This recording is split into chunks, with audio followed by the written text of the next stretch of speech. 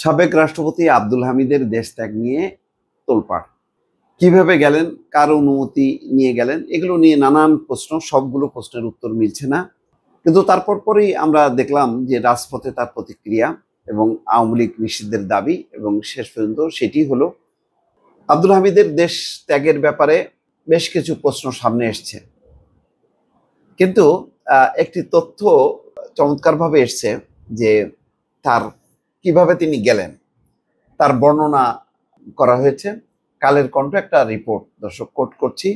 লুঙ্গি গেঞ্জি পরে বিমানবন্দরে যান আব্দুল হামিদ, দেশ ছাড়েন লাল পাসপোর্টে। লাল পাসপোর্ট নিয়ে সাবেক রাষ্ট্রপতি দেশ ছাড়ছে, চিন্তা করেন। তিনি পালায় যাননি, আবার পালায় গেছেন, দুটোই। অর্থাৎ মহল বিশেষের একটা অনুমতি নিয়ে একটু আড়ালে আবডাল করে তিনি চলে গেছেন। বুধবার দিবাগত রাতে দেশ ছাড়েন সাবেক রাষ্ট্রপতি আব্দুল হামিদ। তিনি থাইল্যান্ডে গেছেন বলে জানা গেছে। আব্দুল হামিদ দেশ ছাড়া নিয়ে দেশ জুড়ে আলোচনার সৃষ্টি হয়। মামলার আসামি হয়েও কিভাবে তিনি দেশ ছাড়েন এমন প্রশ্ন উঠেছে। সরকার কিন্তু চাইলে থাইল্যান্ডের সাথে যে অপরাধী প্রত্যর্পণ চুক্তি আছে, থাইল্যান্ড থেকে কিন্তু ফিরায় নিয়ে আসতে পারে। ওই যে মেজর হুদাকে, শেখ মুজিব হত্যা মামলার আসামি হুদাকে কিন্তু থাইল্যান্ডে ছিল, সেখান থেকে কিন্তু তাকে নিয়ে আসা হয়েছে। ওই যেহেতু থাইল্যান্ডের সঙ্গে অপরাধ প্রত্যর্পণ চুক্তি ছিল, তো এখন সরকার চাইলে কিন্তু ওই পথে যে হামিদকে দেশে নিয়ে আসতে পারে। ইমিগ্রেশনের সূত্র জানায়, ইমিগ্রেশন কূটনৈতিক সুবিধার বিশেষ লাল পাসপোর্ট ব্যবহার করেন সাবেক রাষ্ট্রপতি আব্দুল হামিদ। শুধু তাই নয়, বিমানবন্দরে তিনি এসেছিলেন ছদ্মবেশে।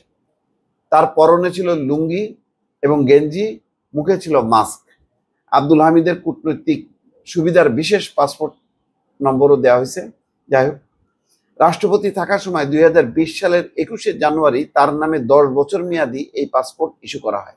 2030 সালের 1 জানুয়ারি পর্যন্ত এর মেয়াদ রয়েছে। শেখ হাসিনা সহ তার সরকারের মন্ত্রী এমপিদের লাল পাসপোর্ট ইতিমধ্যে বাতিল করা হলেও আব্দুল হামিদের পাসপোর্ট বাতিল করা হয়নি। আব্দুল হামিদের লাল পাসপোর্ট নিয়ে প্রশ্ন তুলেছেন বিএনপির সিনিয়র যুগ্ম মহাসচিব রুহুল কবির রিজভী।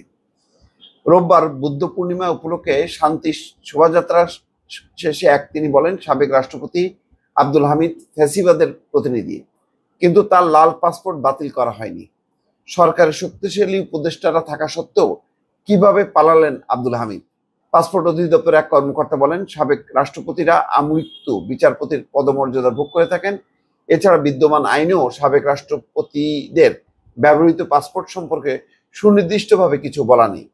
বিমানবন্দর সূত্র জানায়, জনরোষ এড়িয়ে নির্বিঘ্নে দেশ ত্যাগ করতে সাবেক রাষ্ট্রপতি আব্দুল হামিদ বিমানবন্দরে যান অনেকটা ছদ্মবেশে।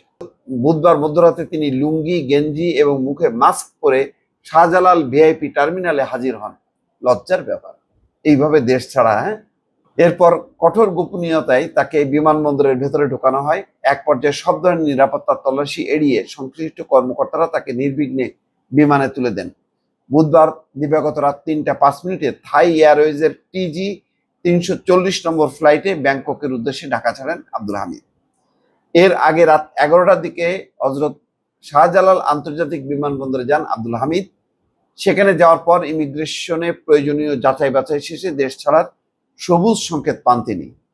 সূত্র জানায়, আব্দুল হামিদের সুবিধার জন্য তাকে বহনকারী থাই এয়ারওয়েজ বিমানটি ভিআইপি টার্মিনালের কাছাকাছি আনা হয়।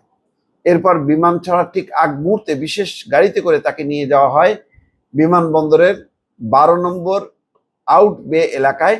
আব্দুল হামিদ বিমানে ওঠার বেশ কিছুক্ষণ পর সফর সঙ্গী ছেলে রিয়াদ আহমেদ এবং শ্যালক ডাক্তার NM নরশদ খান বিমানে ওঠার অনুমতি পান।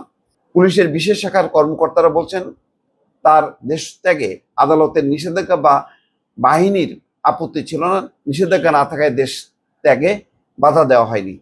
এদিকে আব্দুল হামিদের দেশ ছাড়ার পর কিশোরগঞ্জ জেলা পুলিশ সুপার মোহাম্মদ হাসান চৌধুরীকে প্রত্যাহার করা হয়। এছাড়া ঢাকা বিমানবন্দর ইমিগ্রেশনে নিয়োজিত একজন অতিরিক্ত পুলিশ সুপারকে প্রত্যাহার এবং উপপরিদর্শক এবং সহকারী উপপরিদর্শক পদমর্যাদার 2 কর্মকর্তাকে সাময়িক বরখাস্ত করা হয়। আব্দুল হামিদের দেশ ত্যাগে কারা জড়িত তা নিয়ে একটি তদন্ত কমিটি গঠন করেছে সরকার।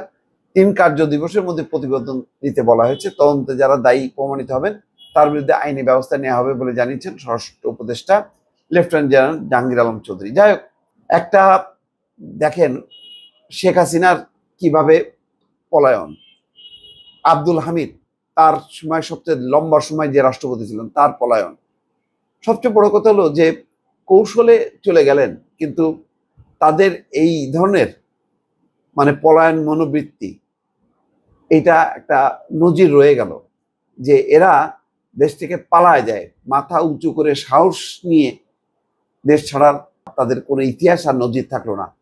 একমাত্র সেলিনা হায়াৎ আইভী, আমি তো সবসময় বলি যে আওয়ামী লীগ আর আইভী এক না, সেই নিজের বাসভবনে থেকে অ্যারেস্ট হয়েছে এবং তার সাহস সে প্রদর্শন করছে। এছাড়া আর বাকি সবগুলি দেখেন কিভাবে লজ্জাজনকভাবে তারা দেশ ত্যাগ করছে, মাথা নিচু করে আড়ালে আবডালে ছদ্মবেশ নিয়ে তারা পালাচ্ছে, সেই রাষ্ট্রপতির থেকে শুরু করে একদম ওই মসজিদের ইমাম পর্যন্ত ঝাঁকে ঝাঁকে শুধু তারা পালাইছে, যেটা বিশ্বের ইতিহাসে নজিরবিহীন। দর্শক ভালো থাকবেন, আল্লাহ হাফেজ।